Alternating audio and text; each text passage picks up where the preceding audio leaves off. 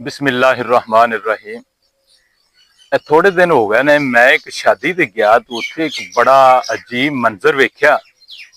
वो मैं तुहानू भी दसना भी टेबलों के उत्ते सारे मेहमान बैठ जाते ने ते कुर्सियां सारियां मुकम्मल हो गई ने। एक मेहमान कोई VIP आया जिहड़ा घर वालियां ने मदऊ कीता सी, उहदे वास्ते कुर्सी जिहड़ी ना खाली कोनी सी बची। ते जिहड़ा उस शादी नूं हैंडल कर रहा सी, यानी कि जिहड़ा मैनेजर सी, वो मेरे वाली टेबल ते आया ते उथों ना एक घर वाला बंदा सी, उहनूं कहंदा भी भाई जी तुसीं कुर्सी खाली कर दो। उहदे कन्न दे विच उहने कहा, किसी नूं पता नहीं लगा लेकिन मैं महसूस कर लिया। वो दूसरा बंदा जिहड़ा आवन वाला सी, वो साइड ते खड़ा सी ते वो मैनेजर साहब ने कहा भी तुसीं कुर्सी ते ए मेहमान नूं बिठा दो। उनका मतलब ये सी भी ये कुर्सी ते मेहमान बैठ जाएगा, ये घर वाला बंदा है, अगर ये ना भी कुर्सी ते बवे तो गुजारा हो जाएगा।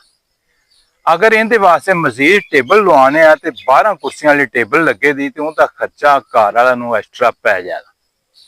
लेकिन वो जिहड़े बंदे नूं कुर्सी तो उठन का इशारा किया गया सी, उन्हें जरा इस तरह हिल हुल के उठ्या वो नहीं, बह गया। 1 मिनट तो बाद दोबारा वो फिर आया तो उन्हें कहा भी भाई जी ए जिहड़ा ना कुर्सी खाली करके ए मेहमान नूं बिठा दो।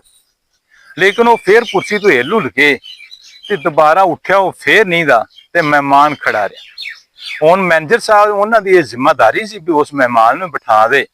उन्हें जल्दी जल्दी एक मजीद टेबल होर लवाई 12 कुर्सियां दी, तो मेहमान उत्थे बिठा दिता। कोई उहदे नाल जिहड़ा बाद च भी आवन वाले मेहमान बैठ गए। गल करन दा मकसद यह है भी वो घर वाला बंदा जिहड़ा उहदे विच एक एहसास पैदा ही नहीं होया भी मैं कुर्सी तो उठ पवां ते ये कुर्सी जिहड़ी मेहमान दे कम आ जाए, तो मैं अगर कुर्सी ना भी मिली तो गुजारा हो जाएगा या बाद च मिल जाए तो उहदे ते बैठ जावांगा। जदों घर वाला बंदा जिहड़ा है वो घर वाले काम नहीं करता तो घर वाला नहीं होता, वो नुकसान पहुंचाने वास्ते वो कोशिश कर रहा हुंदा है। शादी ते आवन वाले अक्सर मेहमान जिहड़े हुंदे ने उन्हां दी भी इहो ही कोशिश हुंदी है भी किसी तरह कोई खाने की आवाज आ जाए भी घट गया तो असीं शोर कर दईए भी खाना घट गया, खाना घट गया। इस तरह एक मैनूं गल याद आ रही है भी एक जगह ते शादी सी, तो मेहमान जिहड़े सी ना कुड़ी वालियां ने दस्सिया सी भी असीं कोई 150 जिहड़ा बंदा ना बरात नाल लैके आवांगे। लेकिन जदों वो आए तो उस टाइम वो तादाद जिहड़ी है 150 तो ज्यादा सी बरात दी। घर वाले ने जिहड़ा बरात वास्ते इंतजाम किया सी, उन्हां गोश्त का एक एक पीस ते एक एक रोटी। उदों ये रिवाज सी भी वो जिहड़ा गोश्त का पीस सी ना, वो रोटी दे विच लपेटिया जांदा सी। लपेट के ते एक मेहमान का खाना बनाया जाता है, उनके नाल उस मेहमान नूं रायता दिता जाता है या कैचअप दिता जाता सी, ते वो जिहड़ा पीस ते वो एक रोटी हुंदी सी ना, वो मेहमान नूं थमा दित्ती जाती सी।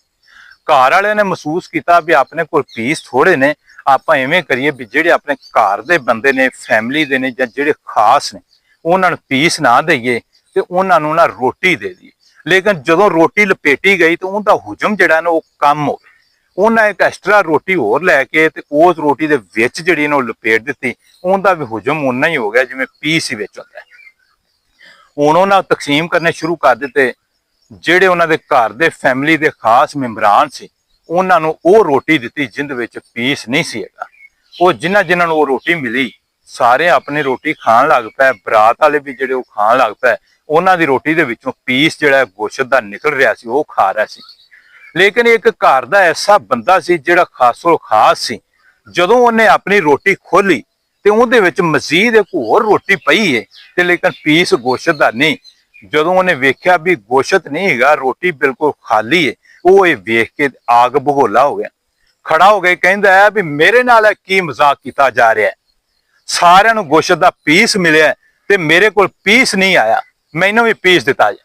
जिहड़ा घर दा सरबराह सी, उन्हें जदों ये गल सुनी फिर फौर उहदे कोल आया ते आण के ते उहनूं एक गोश्त दा पीस दिता गया ते नाल एक गल कही जिहड़ी सोने दे पानी दे नाल लहण दे काबल है। वो मैं तुहानूं भी दसना उहने की कहा। उहने कहा भाजी ए गोश्त दा पीस ले लवो, साडे कोलों गलती हो गई है, असीं तुहानूं घर दा फर्द समझ बैठे सां। ये गल जिहड़ी है ना बहुत ਗਹਿਰਾਈ ਦੇ ਉਹਨੇ ਕਹੀ ਵੀ ਇੱਕ ਐਸਾ ਬੰਦਾ ਸੀ ਜਿਹੜਾ ਘਰ ਦਾ ਹੋ ਕੇ ਵੀ ਤੇ ਇੰਨਾ ਸ਼ੋਰ ਕਰ ਰਿਹਾ ਹੈ। ਕੁਝ ਲੋਕ ਇਸ ਤਰ੍ਹਾਂ ਦੇ ਹੀ ਹੁੰਦੇ ਨੇ ਵੀ ਜਿਹੜੇ ਹੁੰਦੇ ਫੈਮਿਲੀ ਮੈਂਬਰਾਂ ਨੇ, ਲੇਕਿਨ ਉਹਨਾਂ ਵਿੱਚ ਅਹਿਸਾਸ ਨਾਂ ਦੀ ਚੀਜ਼ ਕੋਈ ਨਹੀਂ ਹੁੰਦੀ। ਉਹਨਾਂ ਦੀ ਕੋਸ਼ਿਸ਼ ਇਹੋ ਹੀ ਹੁੰਦੀ ਹੈ ਵੀ ਕਿਸੇ ਤਰ੍ਹਾਂ ਘਰ ਵਾਲੇ ਦੀ ਬੇਇੱਜ਼ਤੀ ਹੋਵੇ, ਘਰ ਵਾਲੇ ਦੀ ਇਨਸਲਟ ਹੋਵੇ, ਇਹਦਾ ਖਾਣਾ ਖਤਮ ਹੋ ਜਾਏ। ਲੇਕਿਨ ਹੁੰਦੇ ਉਹ ਘਰ ਦੇ ਨੇ, ਹਕੀਕਤ ਦੇ ਵਿੱਚ ਉਹ ਘਰ ਦੇ ਨਹੀਂ ਹੁੰਦੇ। ਘਰ ਦੇ ਦੋਸਤ ਉਹ ਵੀ ਹੁੰਦੇ ਨੇ ਵੀ ਜਿਹੜੇ ਇੱਕ ਅਹਿਸਾਸ ਜਿਹੜਾ ਜਿਨ੍ਹਾਂ ਦੇ ਵਿੱਚ ਮੌਜੂਦ ਹੁੰਦਾ ਹੈ। ਸਾਨੂੰ ਵੀ ਇਹ ਚਾਹੀਦਾ ਹੈ ਵੀ ਅਸੀਂ ਜਦੋਂ ਕਿਤੇ ਸ਼ਾਦੀ ਵਿਆਹ ਤੇ ਜਾਈਏ ਤੇ ਘਰ ਵਾਲੇ ਦੀ ਇਨਸਲਟ ਨਹੀਂ ਕਰਨੀ, ਉਹਦਾ ਫਾਇਦਾ ਹੀ ਕਰਨਾ। ਰੋਟੀ ਤੁਹਾਨੂੰ ਟਾਈਮ ਨਾਲ ਮਿਲ ਜਾਏ ਜਾਂ ਬੇਟਾਈਮੀ ਮਿਲ ਜਾਏ। ਲੋ, ਇਹ ਗੱਲ ਅਗਰ ਤੁਹਾਨੂੰ ਅੱਛੀ ਲੱਗੀ ਹੈ, ਇਹਨੂੰ ਅੱਗੇ ਸ਼ੇਅਰ ਕਰ ਦਿਓ, ਚੈਨਲ ਨੂੰ ਸਬਸਕ੍ਰਾਈਬ ਕਰ ਦਿਓ ਤੇ ਵੀਡੀਓ ਨੂੰ ਲਾਈਕ ਕਰਕੇ ਇੱਕ ਅੱਛਾ ਜਿਹਾ ਕਮੈਂਟ ਕਰ ਦਿਓ। ਤੇ ਮੈਂ ਇਨ ਅਲਫਾਜ਼ ਦੇ ਨਾਲ ਤੁਹਾਡੇ ਕੋਲੋਂ ਇਜਾਜ਼ਤ ਚਾਹਨਾ। अस्सलाम वालेकुम वरहमतुल्लाहि व बरकातुहू।